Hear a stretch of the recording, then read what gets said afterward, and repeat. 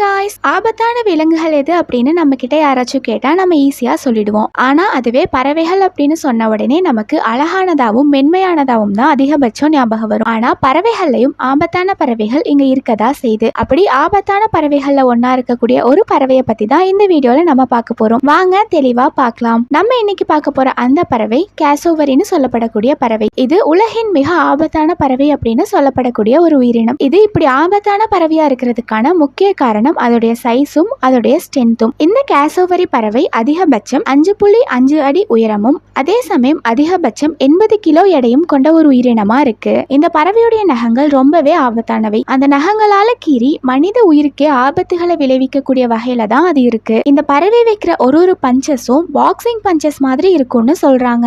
இந்த பறவை மனிதர்களை கொன்ற நிகழ்வுகளும் இங்க இருக்கதா செய்யுது. அதுல ஒரு சம்பவம், புளோரிடாவை சேர்ந்த 75 வயதான ஒரு முதியவரை 2019 இந்த பறவை தாக்கியிருக்கு. இந்த பறவை தாக்குன அவரை வேக வேகமா ஹாஸ்பிட்டல் கொண்டு போனாலும் அவரை காப்பாற்ற முடியாம போயிருக்கு. இந்த மாதிரி ஆபத்தான பறவைகள் இன்னுமே சிலது இருக்கு. அதை நம்ம பின்னாடி வர வீடியோஸ்ல பார்க்கலாம். இதை பத்தி நீங்க என்ன நினைக்கிறீங்க அப்படிங்கறத கமெண்ட்ஸ்ல சொல்லிடுங்க. இதே மாதிரி உங்களுக்கு வேற எந்த தகவல்கள் வேணும்னு நினைச்சீங்கனாலும் அதையும் கமெண்ட்ஸ்ல சொல்லிடுங்க. இதே மாதிரி இன்னும் நிறைய வீடியோஸ் பார்க்க நம்ம சேனலை சப்ஸ்கிரைப் பண்ணிக்கோங்க. நம்ம சேனல்ல டெய்லி நியூ வீடியோஸ் வந்துரும்.